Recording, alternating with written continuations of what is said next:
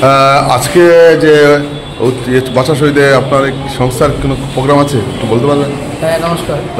আজ সরস্বতী সঙ্গীত কলা কেন্দ্র আয়োজিত একটা অনুষ্ঠান হচ্ছে ভাষা শহীদ দিবস উপলক্ষে। আমাদের এখানে সাংস্কৃতিক অনুষ্ঠানও আছে, আর আছে সঙ্গে অঙ্কন প্রতিযোগিতা।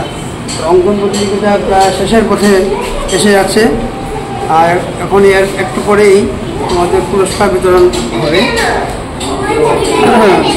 তো আপনার সুন্দর মতো হয়েছে, সহযোগিতা খুব সুন্দরই হয়েছে। আর অনুষ্ঠানটির জন্য সবাইকে নমস্কার, ধন্যবাদ। নমস্কার।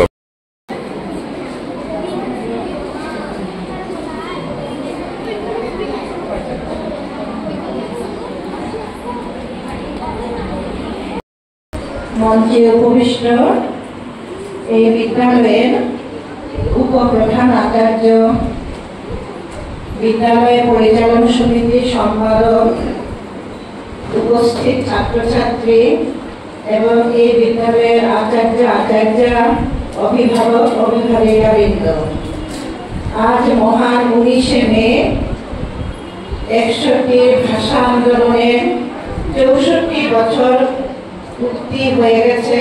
আজকের দিনে 65 বছরে পদার্পণ করল।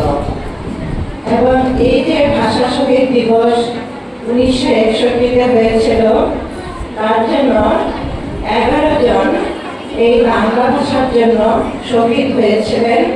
তার মধ্যে একজন মহিলাও ছিলেন, কমলা ভট্টাচার্য, তার সঙ্গে হিতেশ বিশ্বাস, তরুণী দেবনাথ, সত্যেন্দ্র দেব, সতীন্দ্র পাল, কানাইলাল নিয়োগী, সুকমল পুরকায়স্থ, এইরকম 11 জন শহীদ হয়েছিলেন।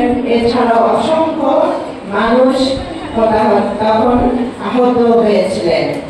সে যাই হোক, এই যে বাংলা ভাষার অধিকার রক্ষার জন্য তাদেরকে জীবন দিতে হলো, তার সূচনা হয়েছিল 1960 ইংরেজির 24শে অক্টোবর তারিখে। তখন আসামে এইরকম একটা উত্তাল পরিবেশের সৃষ্টি হয়েছিল যে আসামের রাজ্যিক ভাষা অসমীয়া করতে হবে এবং অন্যান্য ভাষার কোনো মর্যাদাই থাকবে না।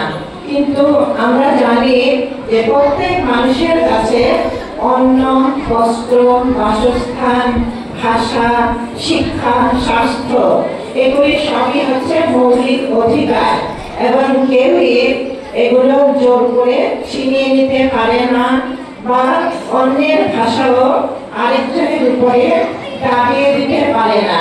কিন্তু আমাদের দুর্ভাগ্য যে তখন বাংলাভাষীর সংখ্যা আসামে অনেক হওয়া সত্ত্বেও সেই বাংলাভাষীদের উপরই কিন্তু এইরকম একটা জোর জবরদস্তি ভাষার প্রভাব চাপিয়ে দেওয়া হয়েছিল, যার জন্য প্রতিবাদে গর্জে উঠেছিল বরাকভূমি সঙ্গে এই করিমগঞ্জ জেলা, হাইলাকান্দি জেলা, কাছাড় জেলা সব মিলিয়ে বরাক উপত্যকা গর্জে উঠেছিল। এবং যার জন্য পুলিশের গুলিতে তাদের প্রাণও দিতে হয়েছিল। এবং সময়টা তখন এমন একটা পরিবেশ, 1961 সন, এবং এই 1961 সনে বিশ্বকবি রবীন্দ্রনাথ ঠাকুরের শতবর্ষ উৎসব, জন্মজয়ন্তী উৎসব পালিত হচ্ছে। চারিদিকে তখন সারা বিশ্ব জুড়েই কিন্তু এই উৎসব পালিত হচ্ছিল। তখন আমরা অনেক ছোট, আমারও এই সমস্ত ঘটনা অনেক মনে আছে। এবং ভাগ্যের কি পরিহাস, ওই 1961-তেই ওই মে মাসে কিন্তু আবার কয়েকদিন পরে এই বরাক উপত্যকাতে 11 জন শহীদ হয়েছিলেন। সময়টা সেই মে মাস, কারণ আমরা জানি কবিগুরু রবীন্দ্রনাথ ঠাকুরের জন্মদিন 7, 8, 9 এরকম মে মাসের এই তারিখগুলোতেই পালিত হয়ে থাকে। এবং তখন প্রায় 7 দিন বা 10 দিন জুড়ে সেই বিশাল উৎসব হয়েছিল। এবং তারই কয়েকদিন পরে এখানে এই ভাষার জন্য প্রাণ দিতে হয়েছিল। এবং তারপরে দেখা যায় কিন্তু যে এই ভাষার সংগ্রাম থেমে থাকেনি, প্রতিটি দশকে হয়েছিল। 1961 পরে আমরা দেখতে পাই 1972 এই পরিবর্তে ভাষার জন্য একজন শহীদ হয়েছিলেন। উনি বিজন চক্রবর্তী বা বাচ্চু চক্রবর্তী নামে পরিচিত। তখনকার যে দাবি উঠেছিল যে গুয়াহাটি বিশ্ববিদ্যালয়ে, তখন একটি বিশ্ববিদ্যালয় তখন রয়েছিল গুয়াহাটি বিশ্ববিদ্যালয়, এবং এই গুয়াহাটি বিশ্ববিদ্যালয়ের অধীনে এখন যে আমরা মেট্রিক পরীক্ষা দিচ্ছি, মেট্রিক পরীক্ষা সবকিছু তখন এই গুয়াহাটি বিশ্ববিদ্যালয়ের অধীনেই কিন্তু সমাপ্ত হতো। তখন 1972 তাদের দাবি উঠেছিল যে গুয়াহাটি বিশ্ববিদ্যালয়ে শিক্ষার মাধ্যম অসমীয়া করতে হবে, না হলে ইংরেজিও চলবে, কিন্তু বাংলা কোনোভাবেই নয়। আবার প্রতিবাদে গর্জে উঠল সমস্ত বরাক ভূমি, এবং যার জন্য শহীদ হতে হয়েছিল বাচ্চু চক্রবর্তী বা বিজন চক্রবর্তীকে। তারপরের দশকে দেখা যায় 1986 খ্রিস্টাব্দে এই করিমগঞ্জে শহীদ হয়েছিলেন জগন যিশু। তখন আবার কি দাবি উঠেছিল না, যে সমস্ত স্কুল কলেজগুলোতে যে একটি ভাষা, অসমীয়া ভাষা অবশ্য পাঠ্য হিসাবে নির্ধারিত করতে লাগবে। আবার গর্জে উঠল যে বরাক ভূমি, যে তখন আমরা জানি যে এদিকে ছোটরা যারা বসে রয়েছে তারা কেউ জানবে না, একটু যারা বড় তারা সবাই জানে তখন করিমগঞ্জের অবস্থা কি হয়েছিল, যে এই দুজন তখন শহীদ হয়েছিলেন এই বাংলা ভাষার জন্যই। তারপরে আমরা দেখেছি 1996-তে বিষ্ণুপ্রিয়া মণিপুরী ভাষার জন্য শহীদ হয়েছিলেন সুদেষ্ণা সিনহা। তাই যখনই আমরা শহীদ দিবসের কথা স্মরণ করি তখন স্বাভাবিকভাবে আমরা সকলের কথাই স্মরণ করি। এবং তারও আগে দেখা যায় যে এই যে বাংলা ভাষার জন্য শহীদ হওয়া, সেটা কিন্তু আরো আগে 1952 খ্রিস্টাব্দে আমাদের যে প্রতিবেশী রাষ্ট্র বাংলাদেশ, সেখান থেকে সূচনা হয়েছিল। তখন কি প্রতিবাদ উঠেছিল যে না, যে রাষ্ট্রভাষা হিসাবে উর্দু ভাষাকে স্থান দিতে হবে। যদিও তখন বাংলা ভাষার সংখ্যাই কিন্তু অধিকাংশ রয়েছে, তবু উর্দু ভাষাকে চাপিয়ে দেওয়ার চেষ্টাতেই তখন বাঙালিরা গর্জে উঠেছিল।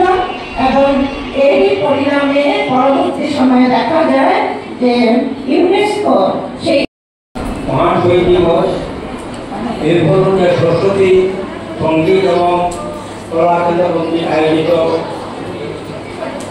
শহীদ দিবস উদযাপনে আয়োজন করা হয়েছে। তার জন্য সরস্বতী বিদ্যালয়ের অন্তর্ভুক্ত সঙ্গীত এবং কলা কেন্দ্রকে আমি ধন্যবাদ জ্ঞাপন করছি। আজকে মহানদের এই জন্য একটা অনুষ্ঠান এবং প্রসঙ্গে প্রতিক্রিয়া করার জন্য আমাদের জাতীয় অনুষ্ঠানে উত্তর রাখে সবাই মঙ্গল কাজ করা। যারা প্রতিকারা ছাত্রছাত্রীরা এই ধরনের আর্ট কম্পিটিশন করেছে প্রতিযোগী হিসাবে তাদের জীবনে এই প্রতিযোগিতার মাধ্যমে তার প্রতি আমরা দেখতে পাবো। আমাদের সবসময় প্রতিযোগিতা যাতে আমরা আমাদের যে কোনো অনুষ্ঠানের মাধ্যমে প্রথমে আমি আজকের এই মন্ত্রী এই বিদ্যালয়ে পরিবার সমিতির সভানেত্রী ডক্টর মহাশয়া, এই বিদ্যালয়ের উপপ্রধানাচার্য মহাশয়, এই বিদ্যালয়ের আচার্যবৃন্দ, এই বিদ্যালয়ের ছাত্রছাত্রীবৃন্দ এবং উপস্থিত অভিভাবকবৃন্দ এবং সরস্বতী সঙ্গীত এবং কলা কেন্দ্রের শিক্ষক শিক্ষিকা আচার্যবৃন্দ, আজ আমরা এই মহান 19 মেতে আমরা এইসব আয়োজন করে আছি। আমাদের প্রতিযোগিতা, আমাদের ছোট ছেলেমেয়েরা অনেকে কেন আমরা এই শহীদ পালন করছি আর তার প্রতি অনেকেই জানি না। আমরা যখন ছোট ছিলাম তার পুজো করতাম, তারপরে করতাম দৃশ্যমানে তার টেকনিক আছে। আমাদের আসাম বিধানসভায় 1960-তে অধিবেশন পাস হয়ে গেল আসামের একমাত্র একজন রাখবে অসমীয়া ভাষা। যিনি বিধানসভায় এই কথা উত্থাপন করেছিলেন প্রয়াত হিমলয় কালিয়া উনি কিন্তু আমাদের ভরাবে বদরপুর বিধানসভা কেন্দ্র যে এমএলএ হিসেবে নির্বাচিত হয়েছে। এমএলএ হিসেবে নির্বাচিত হয়ে তিনি বাঙালির বিরুদ্ধে এই অধিবেশনে এই ধরনের আহত হয়েছিলেন, যার পরিপ্রেক্ষিতে আমাদের সেই সময়কার বিধানসভার সদস্য কর্মকর্তা সুসন্তান সদ্য প্রয়াত রণেন্দ্র দাস মহাশয় তাকে দুর্ভোগ হিসেবে উনি পদত্যাগ করেছিলেন তার প্রতিবাদে। আমাদের মাতৃভাষা বাংলা ভাষা সেটা কেন বাদ দিয়ে একমাত্র অসমীয়া ভাষাকে রাজ্যভাষা করা হবে এবং তার পরিপ্রেক্ষিতে আমাদের ঘোরাফেরিতে যেসব কর্মীতে ছাত্র সংগ্রাম সমিতি গঠন হয়েছিল, যার নেতৃত্ব দিয়েছিলেন এই কর্মীদের সুসন্তান রবীন্দ্র দাস মহাশয়, যে আমাদের সেই সময়কার পৌরসভার সভাপতি ছিলেন প্রভু ছিলেন রথীন্দ্রনাথ সেন মহাশয়। এইভাবে আমাদের কর্মীদের নেতৃত্বে সংগ্রাম গঠিত হয়েছিল এবং 19শে মে তারিখে এই উত্তম প্রতিবাদী ভাষা আগ্রাসনের বিরুদ্ধে মাননীয় মহাশয় এবং পরিচালনা সমিতির সম্পাদক মাননীয় বীরবরণ রায় মহাশয়, বিদ্যালয়ের আচার্য অভিভাবক অভিভাবিকা এবং বিদ্যার্থীরা, প্রথমে আমি আজকে শহীদদের প্রতি শ্রদ্ধা জানাচ্ছি। আমরা জানি আজ 19শে মে আমাদের জন্য অনেক গর্বের দিন, সেই সঙ্গে একটা বিষাদের দিন। কারণ গর্বের দিন এটাই যে আজকে বাংলা ভাষায় আমরা কথা বলছি, বাংলা ভাষাটা কাজ করছি নিজের মাতৃভাষায়। অপরদিকে বিষাদের দিন এই কারণে যে এই অধিকার পাওয়ার জন্য আজকের দিনে 1961 সালের এই 19 মে 11টি তাজা প্রাণ বলিদান দিতে হয়েছে। গতকাল থেকে আমাদের বিদ্যালয়ের বিভিন্ন কর্মসূচিতে যুক্ত আছে। গতকাল বরাকের আওয়াজের আহ্বানে যে পথ চলা অনুষ্ঠান রয়েছে সেখানেও আমরা অংশগ্রহণ করেছি বিদ্যার্থী এবং আচার্যরা। আজকে সকালে বিদ্যালয়ে শহীদদের শ্রদ্ধা জানানো হয়েছে। এরপর আমরা শঙ্কুঠাকুর পার্কে শ্রদ্ধাঞ্জলি অর্পণ করেছি শহীদদের। এখন যেটা হচ্ছে সরস্বতী বিদ্যানিকেতনের আরেকটি শাখা সরস্বতী সঙ্গীত ও কলা কেন্দ্রের এই কার্যক্রমের আয়োজন করেছে। এই যে স্মরণসভা, শহীদ স্মরণসভা, সেখানে সকাল থেকেই আমরা একের পর এক অনুষ্ঠানে যোগদান করে যাচ্ছি। এইসব করার মূল উদ্দেশ্য একটাই যে আজকের দিনে তাৎপর্য কি, যেটা আমার পূর্ববর্তী বক্তারা খুব সুন্দরভাবে বলে গেছেন, এর প্রয়োজনীয়তা কি, আগামী প্রজন্ম যাতে এটা সম্পর্কে জানতে পারে কি ছিল, কি হয়েছিল এবং আমাদের কি কর্তব্য আছে সেটা জানা আগামী প্রজন্মের খুবই দরকার। অনেক ক্ষেত্রে দেখা যায় আজকে যে জেনারেশনে চলছে অনেক মানুষ এরকম আছেন যারা ইংরেজি ভাষা বা বিদেশি ভাষার প্রতি আকৃষ্ট, বাংলায় কথা বলতে পারে না, এই কথায় বলতে ওনারা গর্ববোধ করেন। কথায় কথায় ওনারা ইংলিশ শব্দগুলো ব্যবহার করছেন, যেখানে বাংলা ভাষার মধ্যে কি মিশ্রিত ভাষা আসছে, এরকম অনেক কিছু আমরা দেখে আসছি যে হচ্ছে। এটাই উদ্দেশ্য, আমরা বাংলা ভাষাকে সব জায়গায় আমাদের যেসব দৈনন্দিন কাজগুলো আছে সেখানে নিজের মাতৃভাষাকে গুরুত্ব দেব এবং অন্য ভাষা শিখতে অসুবিধা নেই।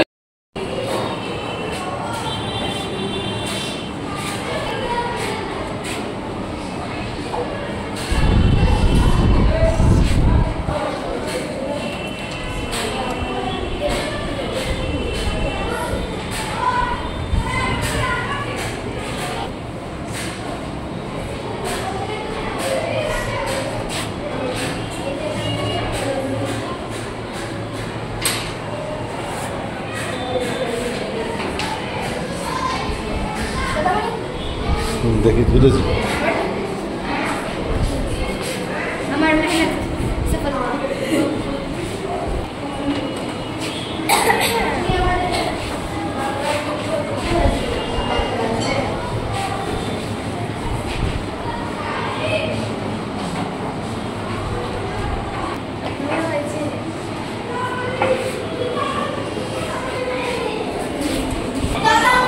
আয় আয় আয়